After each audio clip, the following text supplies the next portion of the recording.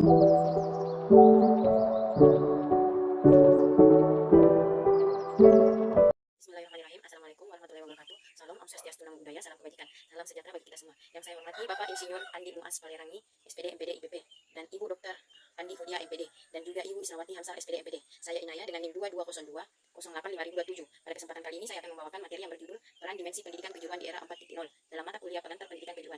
Jadi, penyelenggaraan pendidikan kejuruan terkait erat dengan pembelajaran sebagai kegiatan tersistem melibatkan banyak komponen seperti peserta didik, pendidik, kurikulum, program, stakeholder, manajemen, sarana prasarana, antara lain laboratorium, bengkel, kelas, dan lainnya. Sistem merupakan gabungan dari komponen-komponen yang diorganisir, saling bekerja sama untuk mencapai tujuan yang telah ditetapkan. Dengan demikian, komponen yang terlibat dalam sistem pendidikan kejuruan harus memiliki kontribusi pada penyiapan tenaga siap kerja. Komponen dalam sistem yang dimaksud adalah: satu, brainware, meliputi peserta didik, pendidik, dan stakeholder. Yang kedua adalah software, meliputi kurikulum, program, dan manajemen. Yang ketiga adalah hardware, meliputi laboratorium, bengkel, dan satgas. Ketiga komponen sistem tersebut memiliki fungsi yang penting dalam pengembangan tenaga kerja profesional sesuai dengan bidangnya. Poin pertama adalah brainware. Meliputi satu, peserta didik. Peserta didik adalah pembelajar yang harus ditumbuh kembangkan potensinya sejalan dengan tujuan pembelajaran.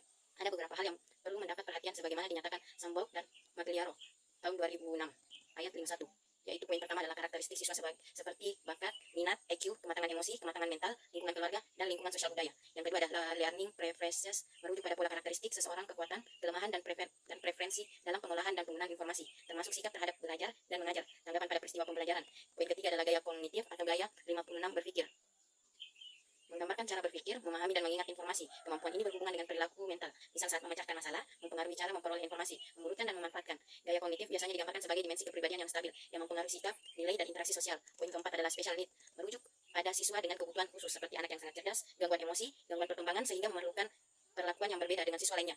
Yang kedua adalah pendidik. Sebagai tenaga kependidikan profesional, guru harus mencerminkan perilaku profesional. Ketika guru memiliki perilaku profesional, siswa juga akan merasakan dampaknya. Siswa akan menguasai dengan baik keterampilan dasar atau basic skill dan kemampuan kognitif dan kemampuan bukan kognitif, seperti kemampuan pengembangan diri. Pemberdayaan semua potensi ini menjadikan siswa mampu beradaptasi dengan berbagai perubahan ataupun tekanan dunia yang relatif cepat berubah. Dalam pengertian sistem pendidikan Indonesia, guru adalah pendidik profesional dengan tugas utama mendidik, mengajar, membimbing, mengarahkan, melatih, menilai, dan mengevaluasi peserta didik pada pendidikan anak usia dini, jalur pendidikan formal, pendidikan dasar, dan pendidikan menengah. Pasal 1 ayat 1 UU nomor 14 tahun 2005, sebagai syarat berperilaku profesional, guru secara legal harus memiliki kualifikasi mengajar sesuai dengan perundangan yang berlaku, memiliki pengetahuan yang memadai tentang bidang studinya dan tata cara mengajarkannya, menunjukkan sikap, bakat, dan tata nilai yang mampu mendorong perilaku siswa ke arah positif, memiliki pengharapan yang baik tentang potensi anak berada pada kelas sosial yang layak. Yang ketiga adalah stakeholder, pemangku kepentingan yang terkait dengan pelayanan pendidikan dan pelatihan. Stakeholder dapat dikelompokkan menjadi dua, yaitu poin pertama stakeholder internal, meliputi siswa, guru, kepala sekolah, staf tata usaha sekolah. Yang kedua adalah stakeholder eksternal, meliputi pemerintah dan masyarakat. Pemerintah diwakili oleh para pengawas, dinas pendidikan, wali kota atau bupati, departemen pendidikan dan kebudayaan, bahkan sampai menteri pendidikan.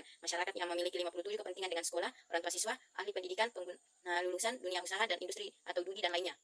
Stakeholder memiliki peran penting bagi kelangsungan penyelenggaraan pendidikan kejuruan, seperti peran sebagai penasehat ataupun pertimbangan oleh komite sekolah dan perkumpulan orang tua siswa, peran sebagai pengawas ataupun pengontrol yang dilakukan oleh pemerintah ataupun komite sekolah, peran sebagai pendukungnya itu memberikan support pada program-program sekolah seperti DUDI, komite sekolah, orang tua murid, misal pada program prakelin. Stakeholder eksternal terutama dari DUDI sebagai mitra kerja yang bertanggung jawab pada kompetensi lulusan. Selanjutnya adalah biaya software. Poin pertama adalah kurikulum. Kurikulum merujuk pada apa yang diajarkan, apa yang harus dan seharusnya diajarkan, dan yang dapat diajarkan untuk mencapai standar kompetensi lulusan. Menurut Slamet tahun 2005, dalam kurikulum 2013, kurikulum secara konseptual, kurikulum adalah suatu respon pendidikan terhadap kebutuhan masyarakat dan bangsa dalam membangun generasi muda bangsanya. Secara pedagogis, kurikulum adalah rancangan pendidikan yang memberi kesempatan untuk peserta didik mengembangkan potensi dirinya dalam suatu suasana belajar yang menyenangkan dan sesuai dengan kemampuan dirinya untuk memiliki kualitas yang diinginkan masyarakat dan bangsanya. Secara yuridis, kurikulum adalah suatu kebijakan publik yang didasarkan kepada dasar filosofis bangsa dan keputusan yuridis di bidang pendidikan. Pengertian kurikulum lain dikemukakan Curtis R. Finch and Johan R. Kilton tahun 1984 ayat 9, yang berisikan kurikulum may be defined as the sum of the learning activities and experience that a student has under the auspice or direction of the school. Definisi kurikulum ini dapat menyatakan adanya sejumlah kegiatan dan pengalaman belajar yang sengaja diciptakan sekolah untuk mencapai target yang telah ditetapkan. Sekolah memiliki kekuatan untuk mengawasi jalannya pembelajaran, memiliki satu kewenangan untuk menetapkan pengalaman yang terbaik agar siswanya memiliki sejumlah kompetensi yang dipersyaratkan. Pendapat lain menyatakan kurikulum sebagai perencanaan, kurikulum sebagai pengembangan, dan kurikulum sebagai evaluasi.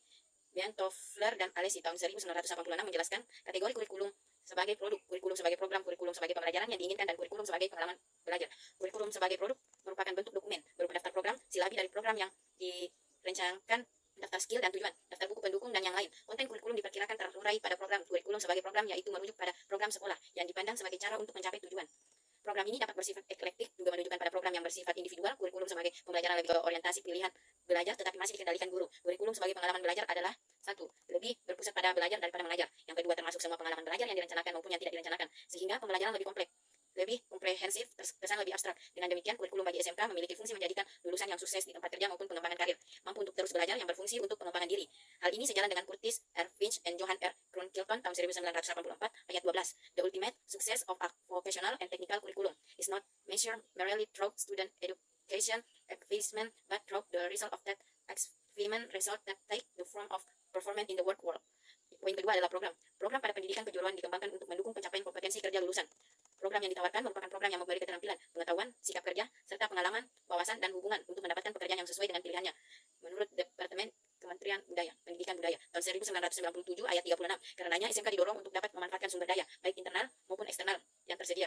Dengan demikian, program pembelajaran tidak cukup dikembangkan untuk di kelas saja, tetapi dibutuhkan program yang melibatkan dunia kerja, yang dikenal dengan program pendidikan sistem ganda atau PSG, di mana mengkombinasikan antara pemberian pengalaman belajar di sekolah dan pengalaman kerja di industri. Pengalaman belajar dikemas dalam program yang bermakna, terpadu, dan tersistem. Dengan kombinasi ini diharapkan akan memiliki sejumlah kompetensi kerja yang relevan dengan tuntutan kerja, sehingga kemampuan kerja lulusan lebih berkualitas. Selain program tersebut di atas, dikenal juga program pendidikan dan pelatihan dengan model School-Based Enterprise, atau dikenal dengan unit produksi dan dikembangkan sebagai Teaching Factory. Teaching Factory merupakan model pembelajaran yang dapat mengselarasikan siswa dalam belajar dan menjadi tenaga kerja serta calon wirausaha baru. Teaching Factory merupakan perpaduan pembelajaran kompetensi based training atau CBT, di mana materi pembelajaran didasarkan pada hal-hal yang diharapkan siswa di tempat kerja, dan production based training atau PBT, yaitu apa yang dapat dilakukan siswa di tempat kerja merupakan hasil pelatihan, bukan kuantitas dari jumlah pelatihan. Teaching Factory merupakan pembelajaran berbasis industri, yaitu merupakan proses pembelajaran keahlian atau keterampilan yang dirancang dan dilaksanakan berdasarkan prosedur dan standar kerja yang sesungguhnya. Kegiatan ini menghasilkan barang atau jasa yang sesuai dengan tuntutan pasar. Produk dan jasa yang dihasilkan harus dapat dijual dan dapat dimanfaatkan oleh masyarakat. Teaching Factory diperlukan untuk mengatasi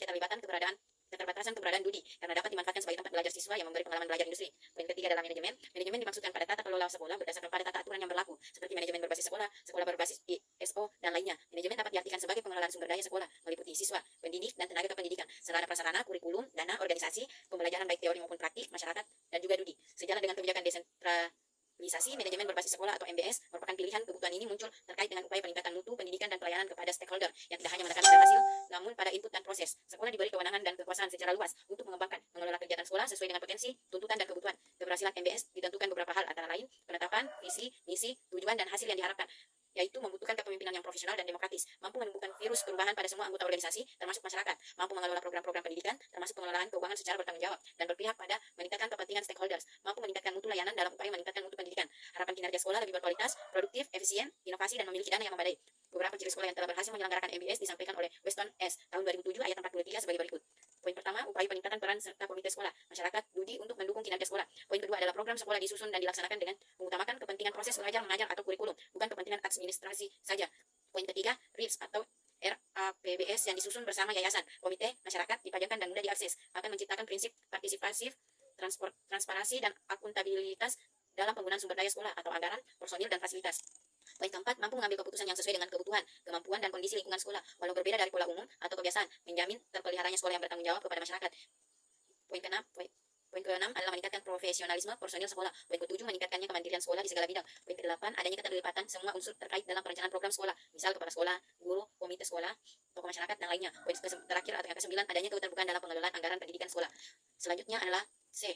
Hard work. Poin pertama adalah laboratorium. Laboratorium merupakan salah satu sarana pendukung perilaku ilmiah bagi siswa dan guru untuk meningkatkan pemahaman tentang ilmu pengetahuan ataupun teori-teori. Terdapat 3 tipe laboratorium untuk sekolah teknik dan kejuruan menurut Brown dalam TH Soekardi tahun 2008 ayat 31, yaitu 1. Unit laboratorium, yang kedua adalah general unit laboratorium, yang ketiga adalah general laboratorium.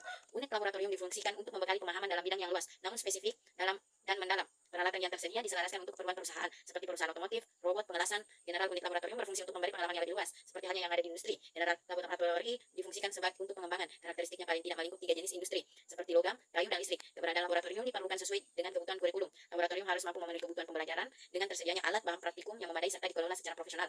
Kegiatan pembelajaran lagi menekankan pada eksperimen ataupun pengujian seperti bahan, proses, dan hasil. Untuk SMK, laboratorium termasuk ruang pembelajaran umum. Ketentuan kelengkapan peralatan baik dalam jumlah dan jenis mengacu pada lampiran Peraturan Menteri Pendidikan Nasional Nomor 40 Tahun 2008 tanggal 31 Juli 2008. Standar sarana dan prasarana sekolah menengah kejuruan atau madrasah alia kejuruan, yaitu SMK atau MAK.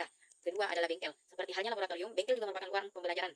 Bengkel lebih menekankan pada kegiatan pembelajaran praktik. Dalam kurikulum SMK, kegiatan praktik termasuk kelompok mata pelajaran produktif. Pembelajaran praktik diselaraskan tuntutan kompetensi industri.